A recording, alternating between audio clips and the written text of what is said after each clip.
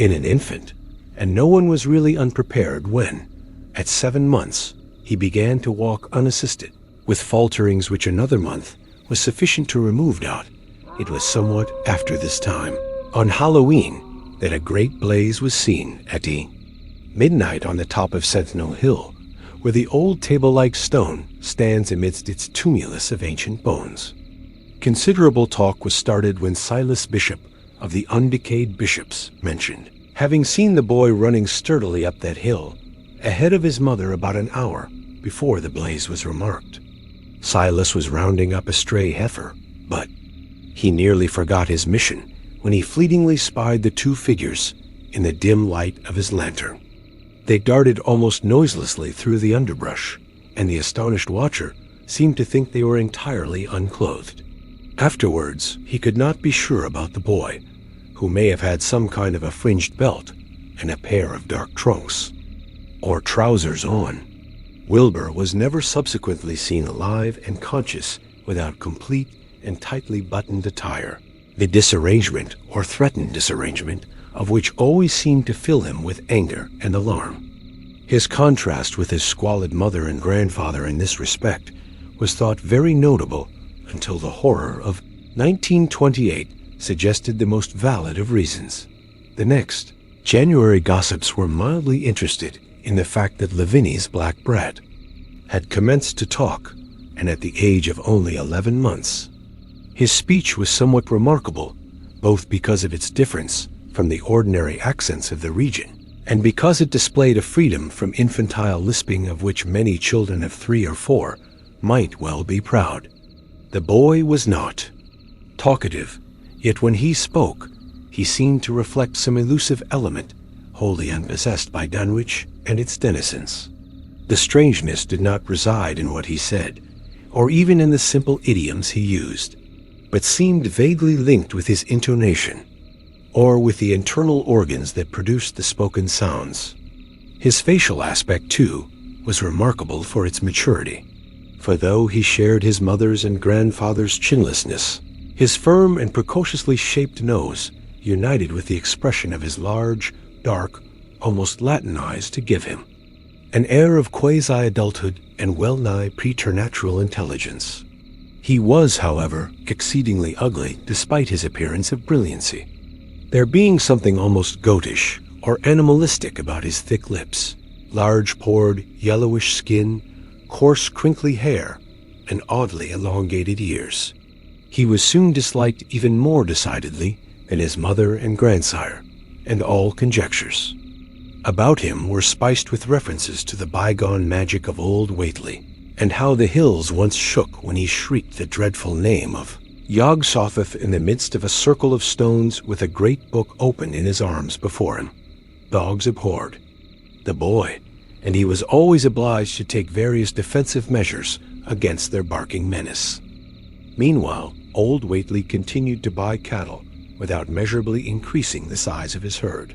He also cut timber and began to repair the unused parts of his house, a spacious, peak-roofed affair whose rear end was buried entirely in the third rocky hillside, and whose 3 least-ruined ground-floor rooms had always been sufficient for himself and his daughter.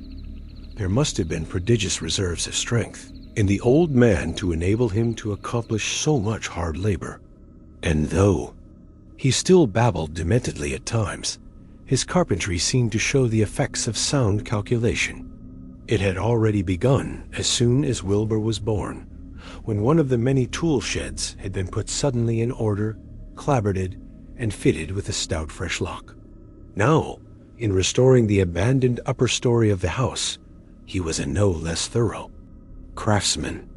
His mania showed itself only in his tight boarding up of all the windows in the reclaimed section, though many declared that it was a crazy thing to bother with the reclamation at all.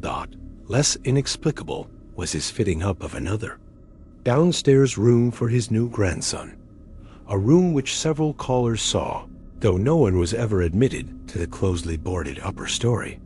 This chamber he lined with tall, firm shelving, along which he began gradually to arrange, in apparently careful order, All the rotting ancient books and parts of books, which during his own day had been heaped promiscuously in odd corners of the various rooms.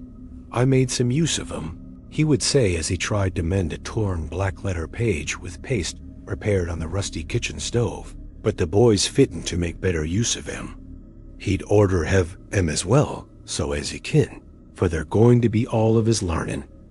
When Wilbur was a year and 7 months old, in September of 1914, his size and accomplishments were almost alarming. He had grown as large as a child of 4 and was a fluent and incredibly intelligent talker. He ran freely about the fields and hills and accompanied his mother on all her wanderings. At home, he would pore diligently over the queer pictures and charts in his grandfather's books, while old Whateley would instruct and catechize him through long, hushed afternoons. By this time, the restoration of the house was finished, and those who watched it wondered why one of the upper windows had been made into a solid plank door. It was a window in the rear of the east gable end, close against the hill, and no one could imagine why a cleated wooden runway was built up to it from the ground. About the period of this work's completion, people noticed that the old tool house, tightly locked and windowlessly clapboarded since Wilbur's birth, had been abandoned. Again, the door swung listlessly open, and when Earl Sawyer once stepped within after a cattle-selling call on old Whateley, he was quite discomposed by the singular odor he encountered. Such a stench, he averred, as he had never before smelt in all his life except near the Indian circles on the hills, and which could not come from anything sane or of this earth. But then, the homes and sheds of Dunwich folk have never been remarkable for olfactory immaculateness. The following months were void of visible events, save that everyone swore to a slow but steady increase in the mysterious hill noises. On May Eve of 1915, there were tremors which even the Aylesbury people felt, whilst the following Halloween produced an underground rumbling queerly synchronized with bursts of flame, them which Whateley's doings from the summit of Sentinel Hill. Wilbur was growing up uncannily, so that he looked like a boy of 10 as he entered his 4th year. He read avidly by himself now, but talked much less than formerly. A settled taciturnity was absorbing him, and for the first time, people began to speak specifically of the dawning look of evil in his goatish face. He would sometimes mutter an unfamiliar jargon and chant in bizarre rhythms which chilled the listener with a sense of unexplainable terror. The aversion displayed towards him by dogs had now become a matter of wide remark, and he was obliged to carry a pistol in order to traverse the countryside in safety. His occasional use of the weapon did not enhance his popularity amongst the owners of canine guardians. The few callers at the house would often find Lavinia alone on the ground floor, while odd cries and footsteps resounded in the boarded-up 2nd story. She would never tell what her father and the boy were doing up there, though once she turned pale and displayed an abnormal degree of fear when a jocose fish peddler tried the locked door leading to the stairway. That peddler told the store loungers at Dunwich Village that he thought he heard a horse stamping on that floor above. The loungers reflected, thinking of the door and runway, and of the cattle that so swiftly disappeared. Then they shuddered as they recalled tales of old Whateley's youth, and of the strange things that are called out of the earth when a bullock is sacrificed at the proper time to certain heathen gods. It had for some time been noticed that dogs had begun to hate and fear the whole Whateley place as violently as they hated and feared young Wilbur personally. In 1917, the war came, and Squire Sawyer Whateley, as chairman of the local draft board, had hard work finding a quota of young Dunwich men fit even to be sent to development camp. The government, alarmed at such signs of wholesale regional decadence, sent several officers and medical experts to investigate, conducting a survey which New England newspaper readers may still recall. It was the publicity attending this investigation which set reporters on the track of the Whateleys. and caused the Boston Globe and Arkham Advertiser to print flamboyant Sunday stories of young Wilbur's precociousness, old Whateley's black magic, and the shelves of strange books, the sealed second story of the ancient farmhouse, and the weirdness of the whole region and its hill noises. Wilbur was 4 and a half then, and looked like a lad of 15. His lips and cheeks were fuzzy with a coarse dark down, and his voice had begun to break. Earl Sawyer went out to the Whateley place with both sets of reporters and cameramen, and called their attention to the queer stench, which now seemed to trickle down from the sealed upper spaces. It was, he said, exactly like a smell he had found in the tool shed abandoned when the house was finally repaired, and like the faint odors which he sometimes thought he caught near the stone circle on the mountains. Dunwich folk read the stories when they appeared and grinned over the obvious mistakes. They wondered, too, why the writers made so much of the fact that old Whateley always paid for his cattle in gold pieces of extremely ancient date. The Whateleys had received their visitors with ill-concealed distaste, though they did not dare court further publicity by a violent resistance or refusal to talk. For a decade, the annals of the Whateleys sink indistinguishably into the general life of a morbid community used to their queer ways and hardened to their May Eve and All Hallows orgies. Twice a year they would light fires on the top of Sentinel Hill, at which times the mountain rumblings would recur with greater and greater violence, while at all seasons there were strange and portentous doings at the lonely farmhouse. In the course of time, callers professed to hear sounds in the sealed upper story, even when all the family were downstairs, and they wondered how swiftly or how lingeringly a cow or bullock was usually sacrificed. There was talk of a complaint to the Society for the Prevention of Cruelty to Animals, but nothing ever came of it. Since Dunwich, folk are never anxious to call the outside world's attention to themselves. About 1923, when Wilbur was a boy of 10, whose mind, voice, stature, and bearded face gave all the impressions of maturity, a second great siege of carpentry went on at the old house.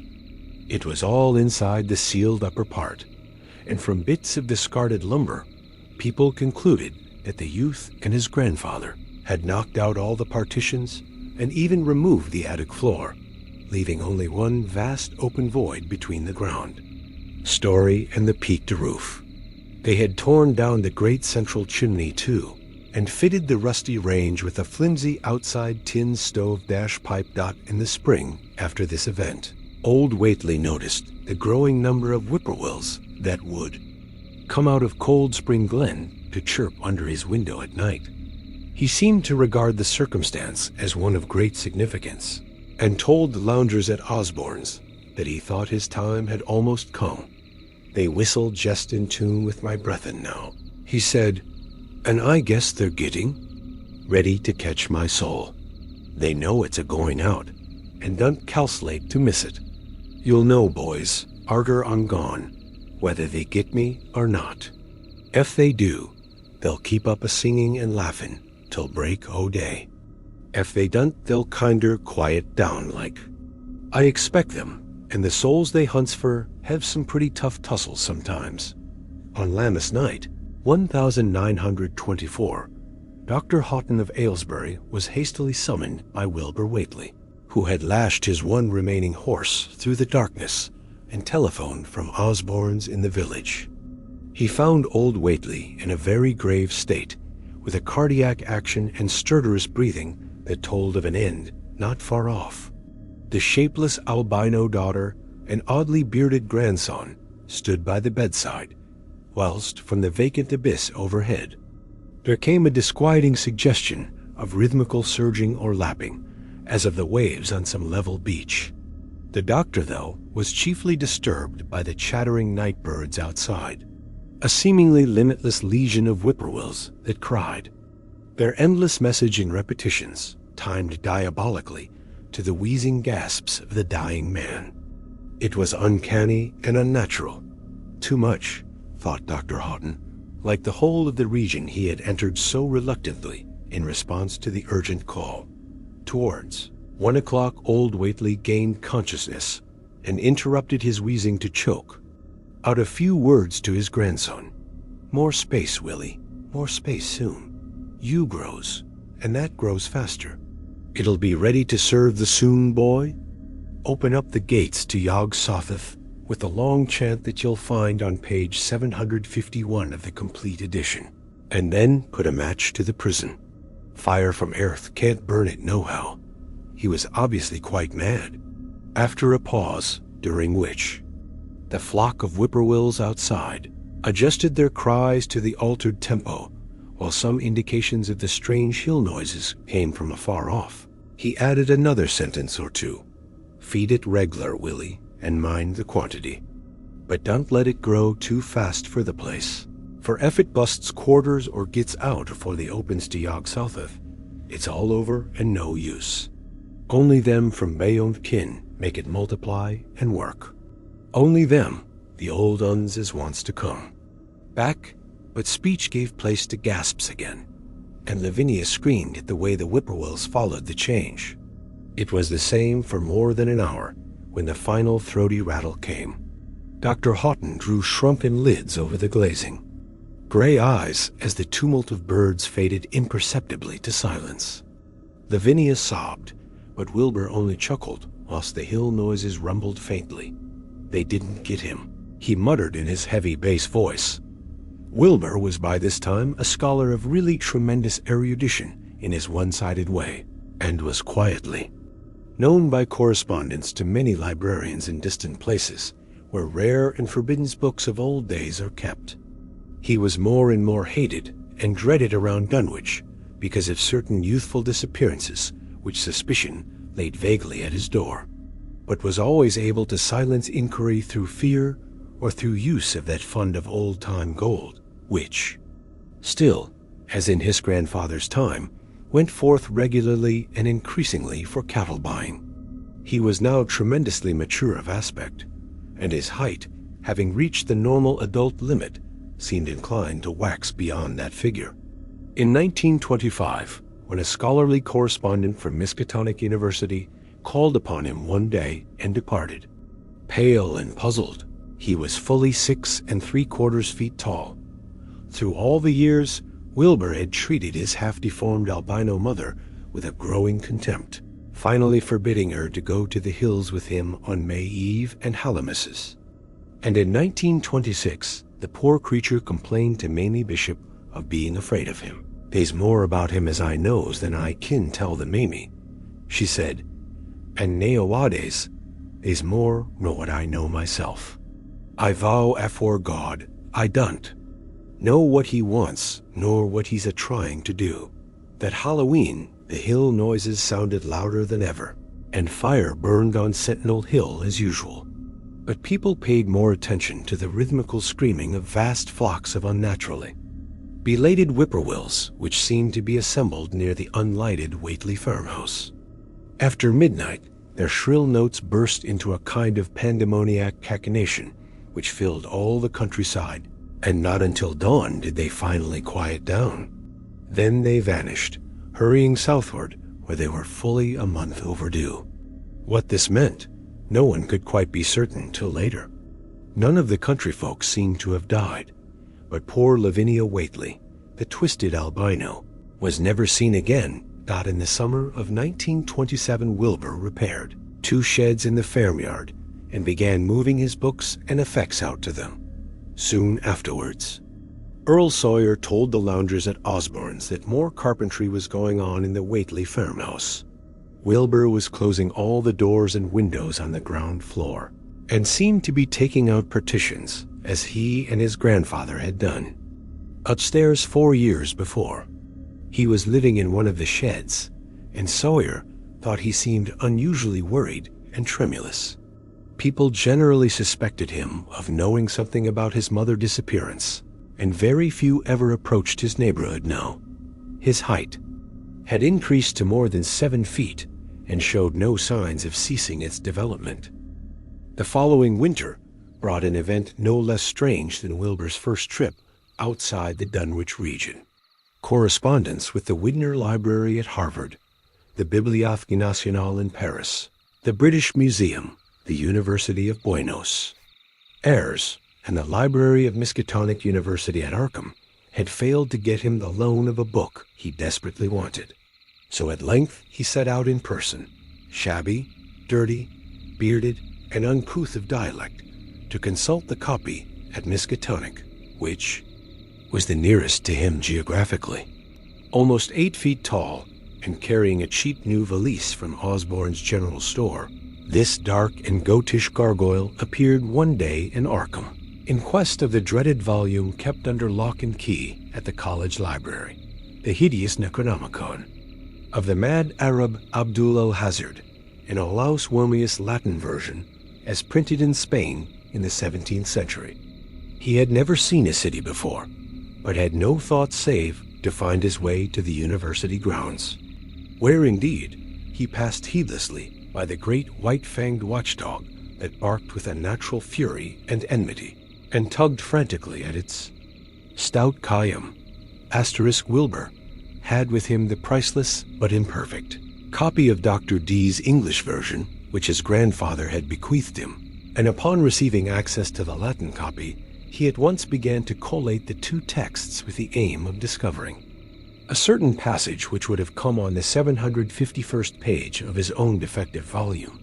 This much he could not civilly refrain from telling the librarian, the same erudite Henry Armitage, A.M. Miskatonic, Ph.D. Princeton, L.I.T.T.D. Johns Hopkins, who had once called at the farm, and who now politely plied him with questions. He was looking, he had to admit, for a kind of formula or incantation containing the frightful name Yog-Sothoth, and it puzzled him to find discrepancies, duplications, and ambiguities which made the matter of determination far from easy. As he copied the formula he finally chose, Dr. Armitage looked involuntarily over his shoulder at the open pages, the left-hand one of which, in the Latin version, contained such monstrous threats to the peace and sanity of the world. Nor is it to be thought, ran the text as Armitage mentally translated it, that man is either the oldest or the last of Earth's masters, or that the common bulk of life and substance walks alone. The old ones were, the old ones are, and the old ones shall be. Not in the spaces we know, but between them they walk serene and primal, undimensioned and to us unseen. Yog-Sothoth knows the gate. Yog-Sothoth is the gate. Yog-Sothoth is the key and guardian of the gate. Past, present, future, all are one in Yog-Sothoth. He knows where the old ones broke through of old, and where they shall break through again. He knows where they had trod earth's fields, and where they still tread them, and why no one can behold them as they tread. By their smell can men sometimes know them near, but of their semblance can no man know, saving only in the features. Of those they have begotten on mankind, and of those are there many sorts, differing in likeness from man's truest eidolon to that shape without sight or substance, which is them. They walk unseen and foul in lonely places where the words have been spoken and the rites howled through at their seasons. The wind gibbers with their voices, and the earth mutters with their consciousness. They bend the forest and crush the city, yet may not forest or city behold the hand that smites. Kadath in the cold waste hath known them, and what man knows Kadath? The ice desert of the south and the sunken isles of ocean hold stones whereon their seal is engraver, but who bath seen the deep frozen city, or the sealed tower long garlanded with seaweed and barnacles? Great Cthulhu is their cousin, yet can he spy them only dimly.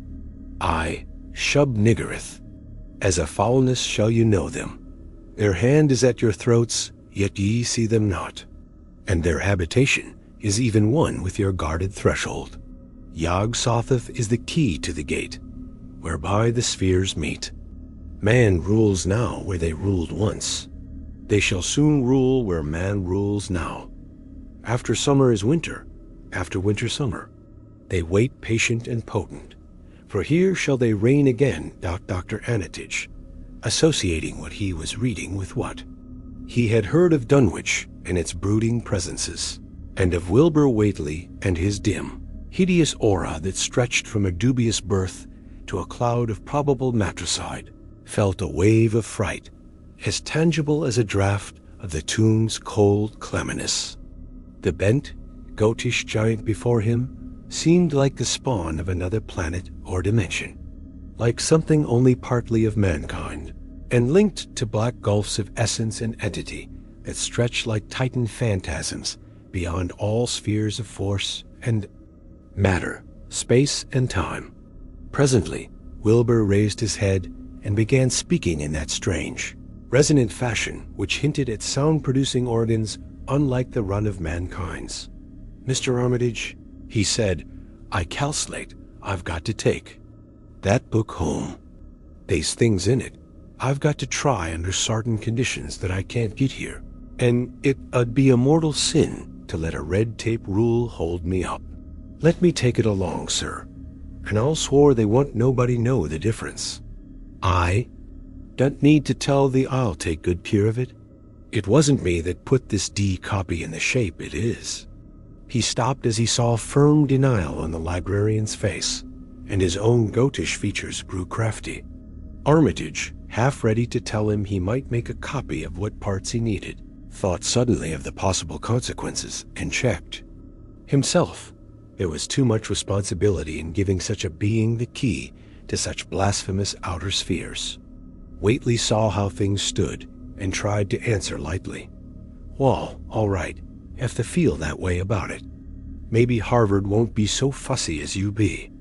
And without saying more, he rose and strode out of the building, stooping at each doorway. Armitage heard the savage yelping of the great watchdog, and studied Whateley's gorilla-like lope as he crossed the bit of campus visible from the window. He thought of the wild tales he had heard, and recalled the old Sunday stories in the Advertiser. These things, and the lore he had picked up from Dunwich rustics and villagers during his visit there. Unseen things not of earth, or at least not of tridimensional earth, rushed fetid and horrible through New England's glens, and brooded obscenely on the mountain tops. Of this he had long felt certain. Now he seemed to sense the close presence of some terrible part of the intruding horror, and to glimpse a hellish advance in the black dominion of the ancient and once passive nightmare. He locked away the Necronomicon with a shudder of disgust, but the room still reeked with an unholy and unidentifiable stench. "As a foulness shall you know them?" he quoted. Yes, the odor was the same as that which had sickened him at the Whateley farmhouse less than 3 years before. He thought of Wilbur, goatish and ominous, once again, and laughed mockingly at the village rumors of his parentage. Inbreeding? Armitage muttered half aloud to himself. Great God, what simpletons! Show them Arthur Macon's great god Pan, and they'll think it a common Dunwich scandal. But what thing, what cursed shapeless influence on or off this three-dimensional earth, was Wilbur Whateley's father? Born on Candlemas, 9 months after May Eve of 1912, when the talk about the queer earth noises reached clear to Arkham. What walked on the mountains that May night? What rude Ma's horror fastened itself on the world in half-human flesh and blood? During the ensuing weeks, Dr. Armitage set about to collect all possible data on Wilbur Whateley and the formless presences around Dunwich.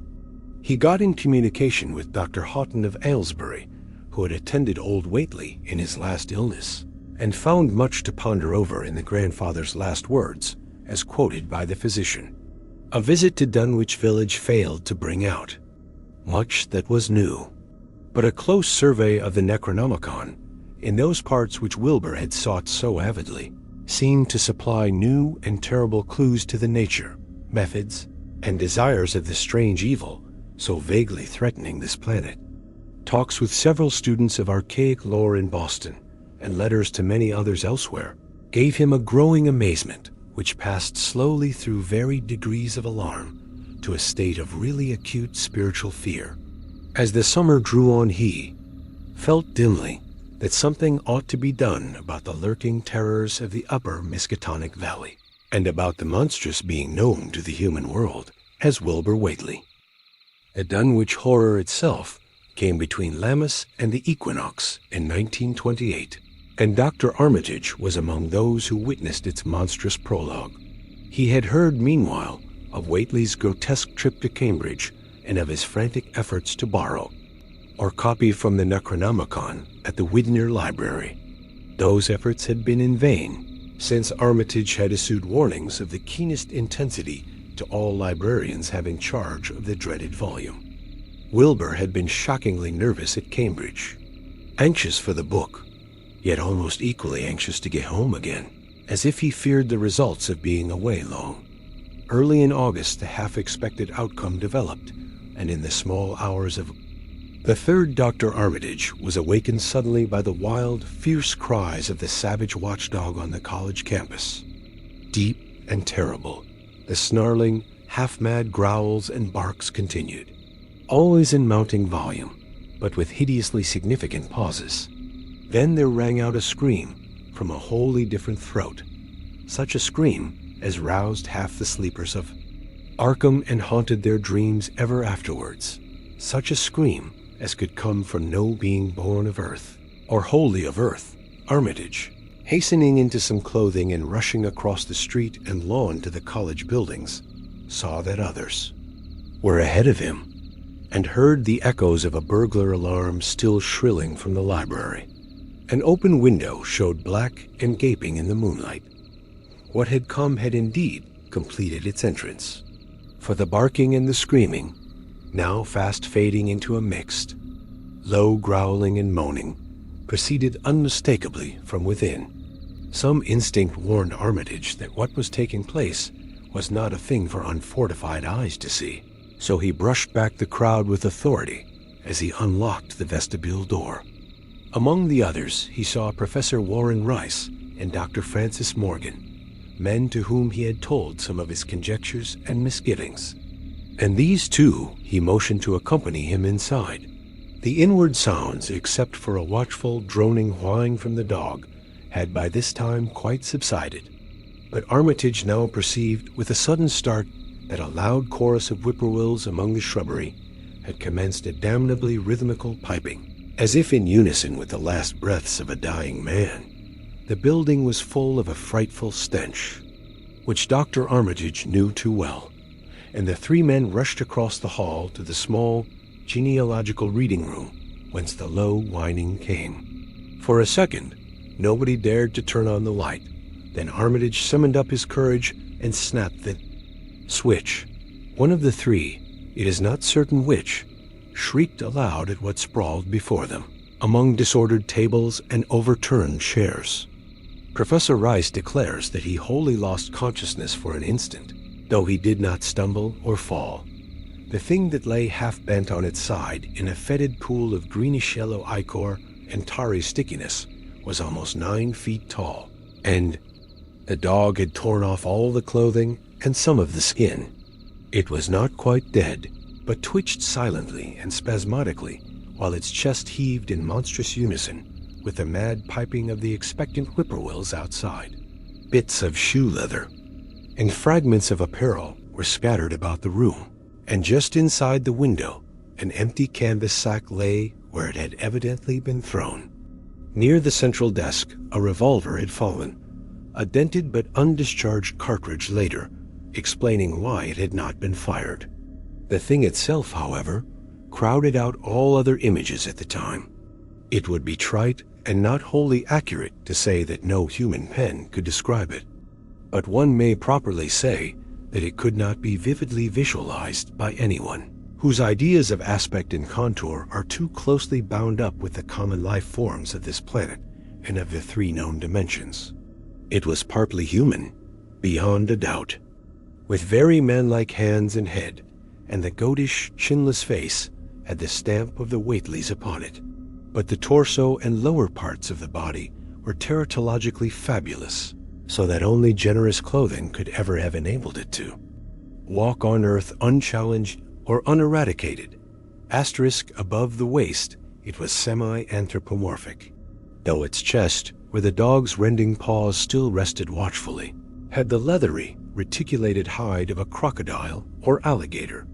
The back was piebald with yellow and black, and dimly suggested the squamous covering of certain snakes. Below the waist, though, it was the worst. For here all human resemblance left off, and sheer fantasy began. The skin was thickly covered with coarse black fur, and from the abdomen a score of long greenish-gray tentacles with red sucking mouths protruded limply. Their arrangement was odd, and seemed to follow the symmetries of some cosmic geometry unknown to Earth or the solar system. On each of the hips, deep set in a kind of pinkish ciliated orbit, was what seemed to be a rudimentary eye, whilst in lieu of a tail there depended a kind of trunk or feeler with purple annular markings, and with many evidences of being an undeveloped mouth or throat. The limbs, save for their black fur, roughly resembled the hind legs of prehistoric Earth's giant saurians, and terminated in ridgy-veined pads that were neither hooves nor claws. When the thing breathed, its tail and tentacles rhythmically changed color, as if from some circulatory cause, normal to the non-human greenish tinge, whilst in the tail it was manifest as a yellowish appearance which alternated with a sickly grayish-white in the spaces between the purple rings. Of genuine blood there was none, only the fetid greenish-yellow ichor, which trickled along the painted floor beyond the radius of the stickiness, and left a curious discoloration behind it as the presence of the three men seemed to rouse the dying thing. It began to mumble without turning or raising its head. Dr. Armitage made no written record of its mouthings, but asserts confidently that nothing in English was uttered.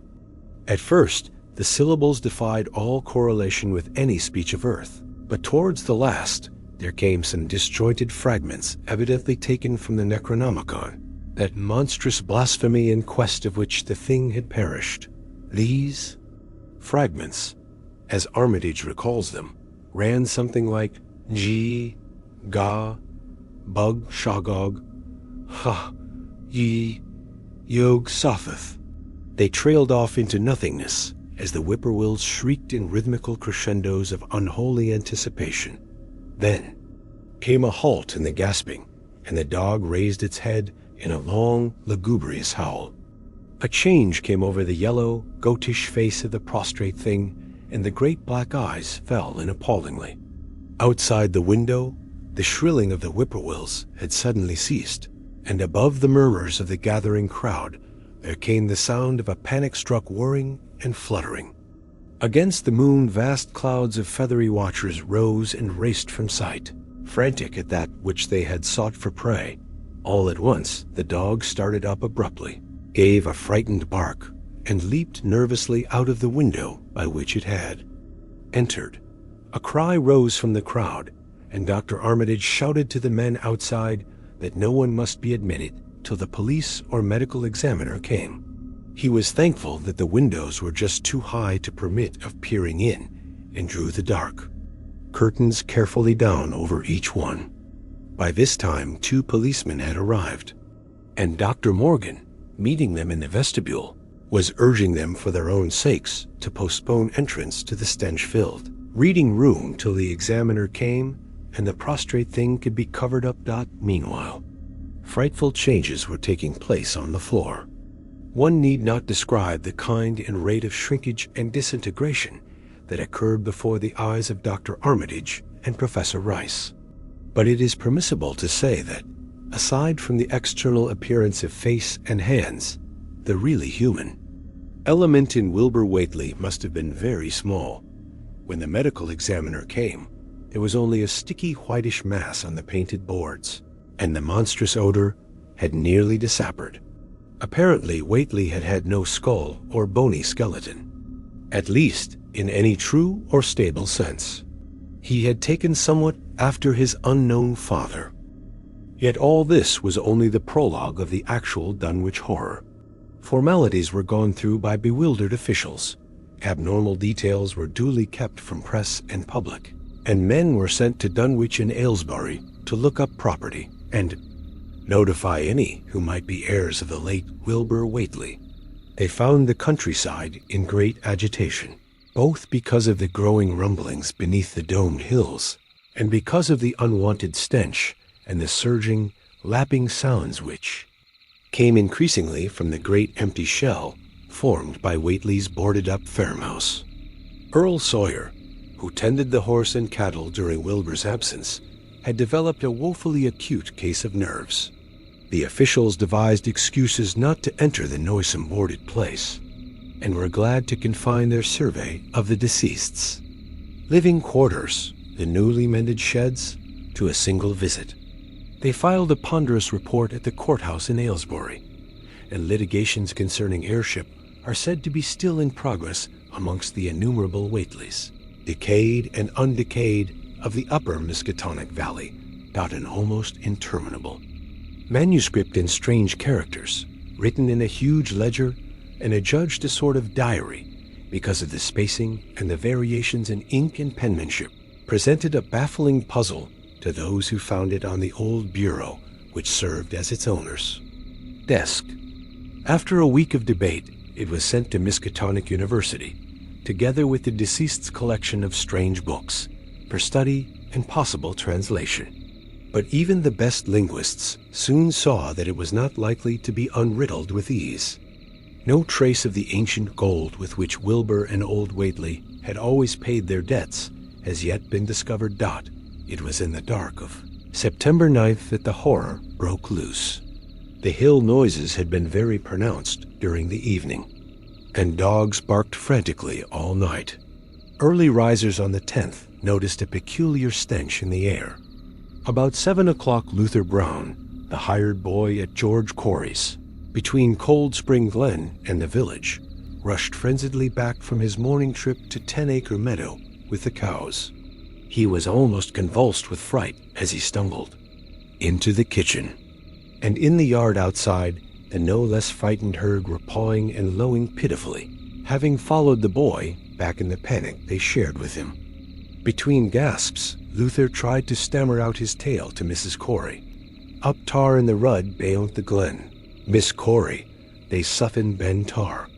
It smells like thunder, and all the bushes and little trees is pushed back from the rud like. Beta house Ben moved along of it. And that ain't the wust, nother. They's prints in the rud, Miss Corey, great round prints as big as barrelheads, all soaked on deep like a elephant had been along. Only there's a sight more, nor 4 feet could make. I looked at 1 or 2 afore I run, and I see every one was covered with lines spreading out from one place, like as if big palm leaf fans, twice or 3 times as big as any they is, had have been pounded down into the rud. And the smell was awful, like what it is around Wizard Whately's All House. Here he faltered, and seemed to shiver afresh with the fright that had sent him flying home. Mrs. Corey, unable to extract more information, began telephoning the neighbors, thus starting on its rounds the overture of panic that heralded the major terrors. When she got Sally Sawyer, housekeeper at Seth Bishop's, the nearest place to Whately's, it became her turn to listen instead of transmit. For Sally's boy Chauncey, who slept poorly, had been up on the hill towards Whately's, and had dashed back in terror after one look at the place, and at the pasturage where Mr. Bishop's cows had been left out all night. "Yes, Miss Corey," came Sally's tremulous voice over the party wire. "Chauncey, he just come back a postin', and couldn't half talk for being skirt. He says all Whately's house is all bowed up, with timbers scattered round like they'd been dynamite. Inside, only the bottom floor ain't through, but is all covered with a kind o' tar-like stuff that smells awful and drips down often the ages onto the ground, where the side timbers is blowed away. And they's awful kinder marks in the yard. Chew, great round marks bigger round than a hogshead, and all sticky with stuff like is on the browed-up house. Chauncey, he says they leads off into the medders, or a great swath wider in a barn is matted down, and all the stone walls tumbled every which way wherever it goes. And he says he, Miss Corey, as how he sought to look for Seth's. K.O.'s frightened easy. He was in Fayond M, in the upper pasture nigh the Devil's Hop Yard in an awful shape. Half on M's clean gone, and nigh half o' them that's left is sucked most dry o' blood, with sores on 'em like they's been on Whateley's cattle ever since Lavinia's black brat was born. Seth Hay's gone out now to look at 'em, though I'll vow he won't keer ter get very nigh Wizard Whateley's. Chauncey didn't look careful ter see where the big matted down swath led arter it left the pasturage, but he says he thinks it pinted towards the Glen Rudd to the village. I tell thee, Miss Corey, they suthin abroad as hadn't. Order be abroad, and I for one think that Black Wilbur Whateley, as come to the bad end he deserved, is at the bottom of the breeding of it. He warn't he all human hisself, I Alice says to everybody, and I think he and all Whateley must ha' raised suthin, in that they're nailed up house as ain't even so human as he was. They's Alice been unseen things around Dunwich, livin' things as ain't human and ain't good for human folks. The Graoon was a-talkin' last night, and towards mornin', Chauncey he heard the whippoorwills so loud in Call Spring Glen he couldn't sleep none. Then he thought he heard another faint-like sound over towards Wizard Whateley's, a kind o' rippin' or tearin' o' wood, like some big box or crate was being opened for off. What with this and that, he didn't get to sleep at all till sunup, and no sooner was he up this morning, but he's got to go over to Whateley's and see what's the matter. He see enough, I tell thee, Miss Corey. This don't mean no good, and I think as all the menfolks ought to get up a party and do suthin'. I know suthin' awful's about, and feel my time is nigh, though only God knows just what. Did your Luther take account o' where them big tracks led you? No? Wall, Miss Corey, if they was on the Glen Rudd this side o' the Glen, and ain't got to your house yet, I calculate they must go into the Glen itself. They would do that. I Alice says Colonel Spring Glen ain't no healthy nor decent place. The whippoorwills and fireflies there never did act like they was creators o' God, and they's them as says the kin hear strange things a rushin' and a talkin' in the air, darn tar if they stand in the right place, atween the rock. Falls and Bear's Den. By that noon, fully 3/4 of the men and boys of Dunwich were trooping over the roads and meadows between the new-made Whateley ruins and Cold Spring Glen, examining in horror the vast, monstrous prints, the maimed bishop cattle, the strange, noisome wreck of the farmhouse, and the bruised, matted vegetation of the fields and roadside. Whatever had burst loose upon the world had assuredly gone down into the great sinister ravine, for all the trees on the banks were bent and broken, and a great avenue had been gouged in the precipice-hanging underbrush. It was as though a house, launched by an avalanche, had slid down through the tangled growths of the almost vertical slope. From below no sound came, but only a distant, undefinable fodor, and it is not to be wondered at that the men preferred to stay on the edge and argue, rather than descend and beard the unknown cyclopean horror in its lair. 3 dogs that were with the party had barked furiously at first, but seemed cowed and reluctant when near the glen. Someone telephoned the news to the Aylesbury Transcript, but the editor, accustomed to wild tales from Dunwich, did no more than concoct a humorous paragraph about it, an item soon afterwards reproduced by the Associated Press. That night everyone went home, and every house and barn was barricaded as stoutly as possible. Needless to say, no cattle were allowed to remain in open pasturage. About 2 in the morning, a frightful stench and the savage barking of the dogs awakened the household at Elmer Fry's, on the eastern edge of Cold Spring Glen, and all agreed that they could hear a sort of muffled swishing or lapping sound from somewhere outside. Mrs. Fry proposed telephoning the neighbors, and Elmer was about to agree when the noise of splintering wood burst in upon their deliberations. It came, apparently, from the barn, and was quickly followed by a hideous screaming and stamping amongst the cattle. The dogs slavered and crouched close to the feet of the fear-numbed family. Fry lit a lantern through force of habit, but knew it would be death to go out into that black farmyard. The children and the women-folk whimpered, kept from screaming, by some obscure, vestigial instinct of defense which told them their lives depended on silence. At last the noise of the cattle subsided to a pitiful moaning, and a great snapping, crashing, and crackling ensued. The Frys, huddled together in the sitting room, did not dare to move until the last echoes died away far down in Cold Spring. Glen.